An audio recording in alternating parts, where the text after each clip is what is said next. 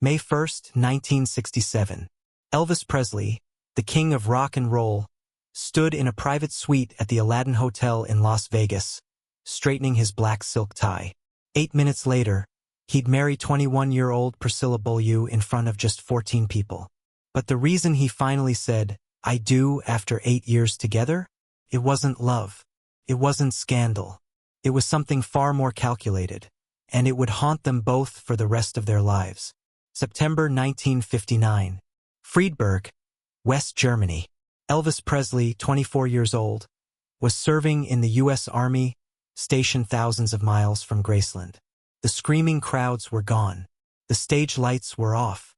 He was just another soldier in uniform, living in a rented house off base with his father Vernon and a few Memphis buddies. That's when Curry Grant, an Air Force officer, mentioned a girl.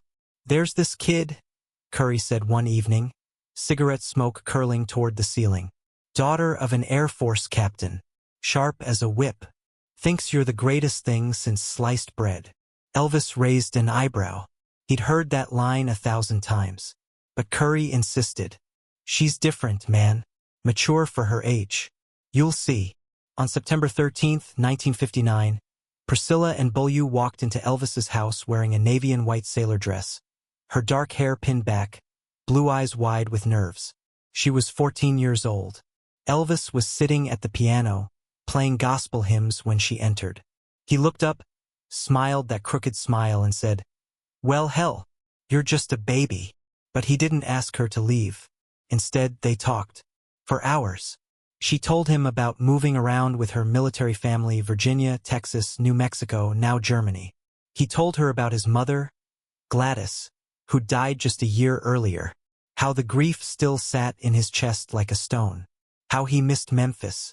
How lonely he felt in this foreign land, pretending to be just another GI when the whole world knew his name. Priscilla listened like no one else had. She didn't giggle or scream or ask for an autograph. She just listened.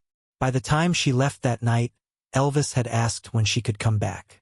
What no one in that room understood, not Priscilla's parents, not Elvis's father, not even Priscilla herself, was that Elvis wasn't looking for a girlfriend. He was looking for a project. A blank canvas. Someone he could mold, shape, and control. Someone who'd never leave him the way his mother had. And in Priscilla Beaulieu, a starstruck 14-year-old girl in a sailor dress, he found exactly that. But why would a man at the peak of global fame fixate on a teenager? What was he really searching for in that house in Germany, and what would it cost them both? Over the next 6 months, Priscilla became a regular at Elvis's house. Her parents, Paul and Beaulieu, were skeptical at first. Their daughter spending evenings with a 24-year-old rock star? Sounded insane. But Elvis was strategic. He invited them over for dinner, sat with Captain Beaulieu in the living room, talking about duty and honor and how much he respected their daughter's intelligence. He promised, hand over heart, that Priscilla would always be chaperoned, always safe, always home by midnight. He lied. Not about her safety. Elvis never touched her inappropriately during those Germany days. But he was engineering something far more subtle. Dependency. He'd pick out her clothes, tell her what makeup to wear, shape her hair. He loved her in dark eyeliner, bouffant hair, modest dresses that made her look older, more sophisticated. "You're gonna be the most beautiful woman in the world," he'd whisper, tilting her chin up to examine her face like a sculptor inspecting marble. She was 14. He was 24, and she thought it was love. At night, they'd sit in his bedroom, door open per his promise, and he'd feed her uppers to keep her awake.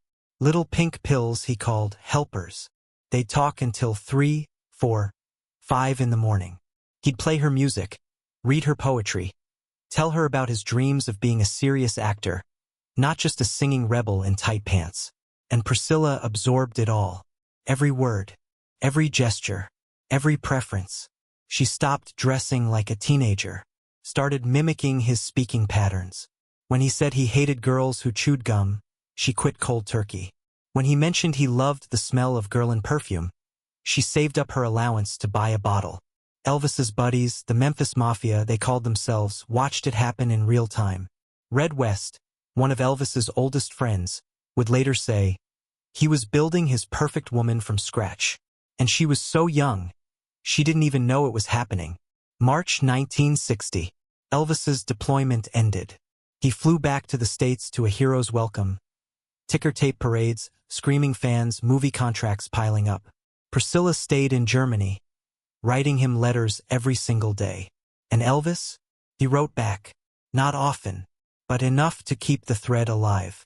For 2 years, Priscilla lived in that limbo. Still in high school. Still in Germany. Still shaped by a man who wasn't there. Her classmates talked about boys their own age. Priscilla wrote letters to Elvis Presley. Her parents worried she was wasting her youth. Priscilla counted the days until she could see him again. And Elvis? He was in Hollywood, dating actresses and starlets. But none of them felt like Priscilla. None of them looked at him the way she did, like he hung the moon. In 1962, Captain Beaulieu got reassigned stateside. The family moved to Travis Air Force Base in California. Priscilla was 16 now, and she begged her parents. Could she visit Elvis in Memphis? Just once? Against all logic, they said yes. June 1962. Priscilla Beaulieu landed in Memphis, Tennessee. Elvis picked her up himself, driving a pink Cadillac through the gates of Graceland. She stepped out of the car, stared up at the white columns, and thought, this is where I belong. Elvis gave her the grand tour. The living room with the white couch. The jungle room with the green shag carpet on the ceiling. His mother's bedroom, untouched since Gladys died, a shrine to grief. And finally, his bedroom upstairs, the inner sanctum, where only the chosen few were allowed. That 2-week visit turned into a permanent arrangement. Priscilla's parents, somehow, agreed to let their 17-year-old daughter move into Graceland, on the condition she finish high school and live under Elvis's father's supervision. It was insane, but Elvis was persuasive, and Priscilla was desperate. So in the fall of 1962, Priscilla Beaulieu enrolled at Immaculate Conception High School in Memphis, living at the most famous house in America, sleeping down the hall from the king of rock and roll. By day, she was a Catholic schoolgirl in a plaid skirt.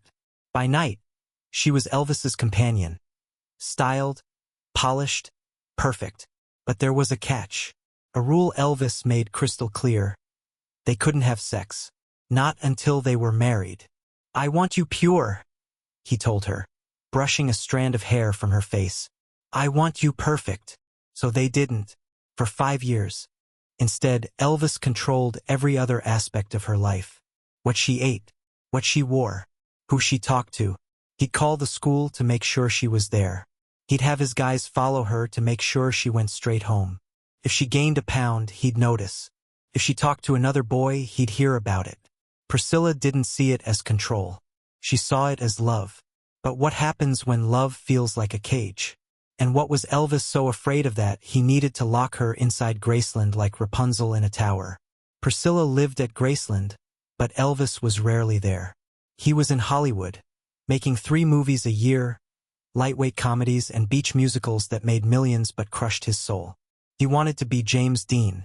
He got Clambake and Viva Las Vegas instead. And while Elvis was on set, kissing co-stars and living the bachelor life, Priscilla waited. She'd sit in the living room at Graceland with Elvis's grandmother, Minnie Mae, watching TV. She'd go to school, come home, do homework, eat dinner with Vernon and his wife Dee. Then she'd go upstairs to her room, separate from Elvis's, and wait by the phone.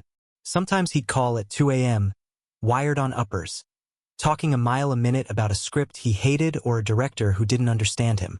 She'd listen, soothe, agree with everything he said. Sometimes he wouldn't call for days. The Memphis Mafia guys felt sorry for her. Lamar Fike, one of Elvis's closest confidants, would later recall, she was this beautiful, lonely girl wandering around that big house like a ghost. And Elvis? He had her right where he wanted her. But it wasn't all loneliness. When Elvis came home, every few weeks, sometimes months, it was magic. He'd throw parties, rent out entire movie theaters for private screenings, take her riding on horses through the Graceland grounds at midnight. They'd laugh, dance, stay up till dawn. and then he'd leave again.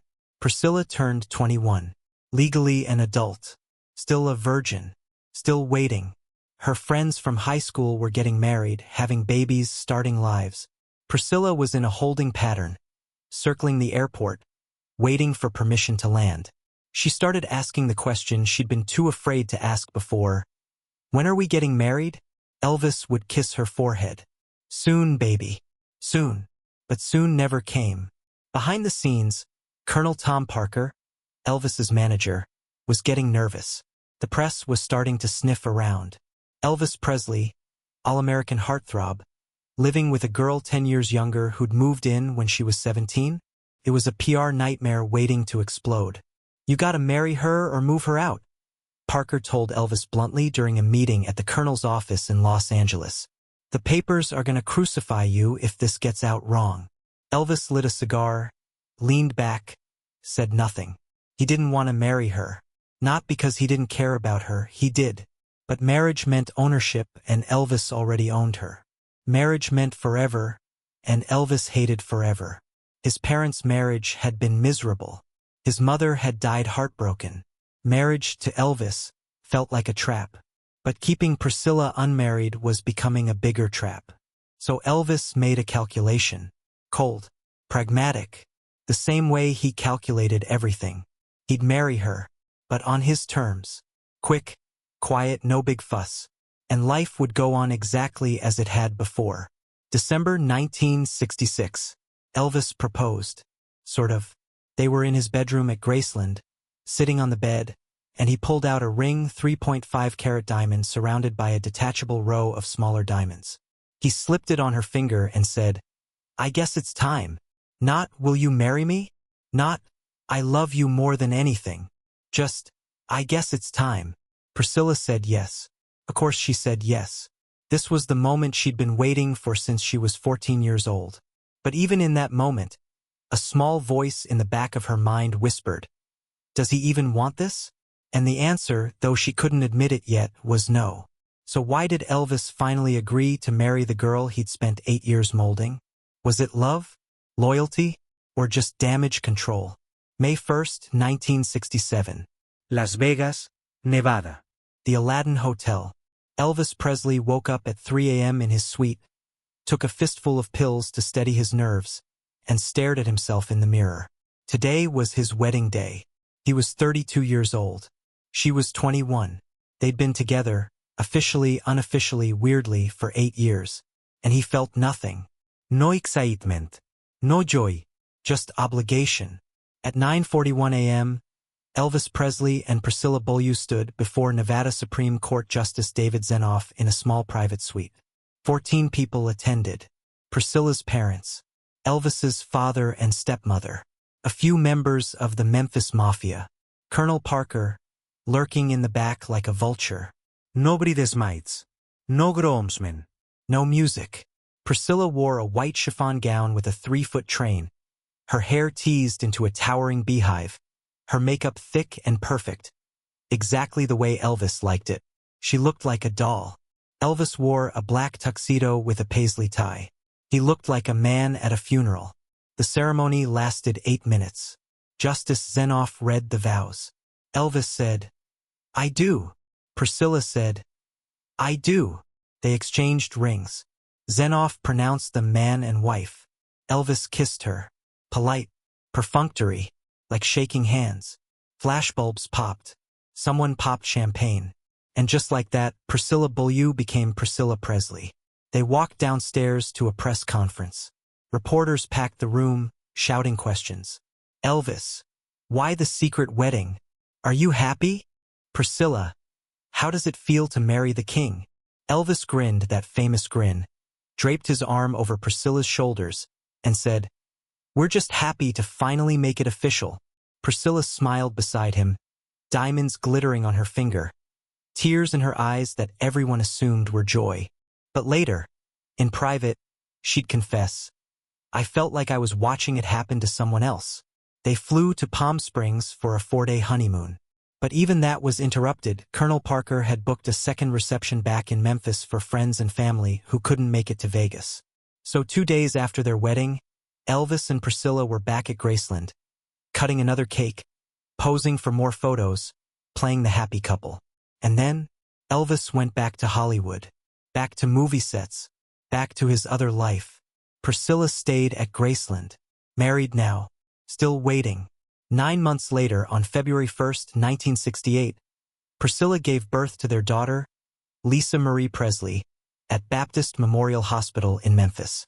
Elvis was in the delivery room, holding her hand, weeping with something that looked like joy. For a moment, Priscilla thought, maybe this will change everything. Didn't. Elvis loved Lisa Marie fiercely, but fatherhood didn't domesticate him. If anything, it made him retreat further. He couldn't handle the mess, the crying, the sleepless nights. He'd hold Lisa Marie for a few minutes, hand her back to Priscilla, and disappear into his world of pills and parties and recording sessions that lasted until dawn. Priscilla was alone, again. But now she was alone with a baby, in a house that felt more like a museum than a home. Married to a man who was there but not there, present but absent, hers but never really hers. And slowly, quietly, something inside her started to crack. What do you do when the dream you've been chasing since you were 14 finally comes true? And it's nothing like you imagined. And what was the real reason Elvis married her, if not for love? On the surface, the Presleys looked perfect. Elvis, the comeback king, had just staged the most electrifying return in music history with his '68 comeback special. He was back on stage, back in black leather, back to being the rebel the world fell in love with. Priscilla, the devoted wife and mother, stood by his side at premieres, smiled for cameras, raised Lisa Marie with grace and poise. But inside Graceland, the marriage was dying. Elvis was addicted to prescription pills, uppers to wake up, downers to sleep, painkillers for a body that was starting to break down from years of abuse. He'd stay awake for days, then crash for 18 hours straight. His moods swung wildly. One minute he was charming, generous, the man she fell in love with. The next he was paranoid, controlling, cruel. And Priscilla? She was suffocating. For 10 years, she'd molded herself into Elvis's ideal woman. She'd given up her adolescence, her identity, her freedom. And for what? To be alone in a mansion while he toured the country, performing for thousands of screaming fans who loved him more than she ever could. She started taking dance classes, going out with friends, tasting independence for the first time in her adult life. And then she met Mike Stone. He was a karate instructor, handsome, calm, present in a way Elvis never was. He didn't try to change her. He just saw her. In 1972, Priscilla told Elvis she was leaving. He didn't believe her at first. "You can't leave me," he said, voice cracking. "I made you." And he had. That was the problem. She moved out of Graceland on January 8, 1973, Elvis's 38th birthday. Cruel timing. Maybe intentional. The divorce was finalized on October 9, 1973, in a Santa Monica courtroom. Priscilla got a $725,000 cash settlement, plus $6,000 a month in alimony and $4,000 a month in child support. She also got half the proceeds from the sale of their house in Beverly Hills. But the real cost couldn't be measured in dollars. Elvis never remarried. He dated Linda Thompson, Ginger Alden, others, but he never let anyone in the way he'd let Priscilla in. Or maybe it was the other way around. Maybe he never let Priscilla in at all. On August 16, 1977, Elvis Presley was found dead on the bathroom floor at Graceland. He was 42 years old. The official cause? Cardiac arrest. The real cause? Years of drug abuse, isolation, and a broken heart that never healed. Priscilla got the call while she was in Los Angeles. She flew to Memphis, walked into Graceland one last time, and saw him in the casket, bloated, gray, unrecognizable. And she thought, I loved a ghost. So why did Elvis Presley finally marry Priscilla Beaulieu after 8 years? Not because he was madly in love. Not because he couldn't live without her. He married her because Colonel Parker told him to. Because the press was circling. Because it was the smart move, the safe move, the move that protected his image. Elvis married Priscilla to control the narrative, just like he'd controlled every other part of her life. But here's the twist. Priscilla knew. Years later, in interviews and in her memoir Elvis and Me, she'd admit it. She knew the proposal wasn't romantic. She knew the wedding was a PR move. She knew Elvis didn't want to be married. But she said yes anyway, because she'd invested 10 years. Because she loved him. Because she didn't know who she was without him. And maybe that's the saddest part. Two people locked in a dance neither of them wanted. Both too afraid to walk away until it was too late. Elvis spent his whole life searching for his mother, and he tried to recreate her in Priscilla. The unconditional love, the devotion, the willingness to be shaped and molded and controlled. But Priscilla wasn't Gladys. She was a girl who grew into a woman who wanted her own life, her own voice, and when she finally found it, Elvis couldn't handle it. After the divorce, Priscilla built a life he never could have imagined for her. She became a successful actress, starring in Dallas and the Naked Gun films. She turned Graceland into a multimillion-dollar tourist attraction, preserving Elvis's legacy while carving out her own. She raised Lisa Marie with fierce protectiveness.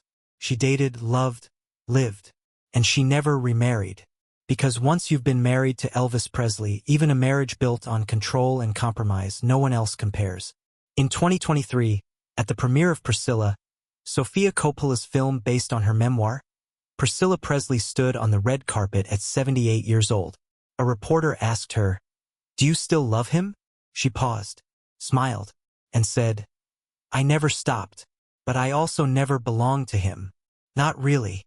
Elvis Presley married Priscilla Beaulieu on May 1, 1967, not because he was swept away by romance, but because it was time to protect his image. He loved her, in his broken, complicated way, but love and ownership are not the same thing. Priscilla gave him 10 years of her life. He gave her a ring, a name, and a cage made of diamonds. And when she finally walked out, she didn't just leave Elvis. She left the girl who thought being chosen was the same as being loved. The real shock isn't that Elvis married Priscilla. It's that it took her 10 years to realize she deserved more than being someone's beautiful, perfect project. Love shouldn't shrink you. It should set you free. Elvis and Priscilla's story is a reminder that even legends are human, flawed, broken, searching. If their story moved you, hit that like button and subscribe for more untold stories behind the icons we thought we knew. And drop a comment. Do you think Elvis ever truly loved Priscilla? Or was it something else entirely? Let's talk.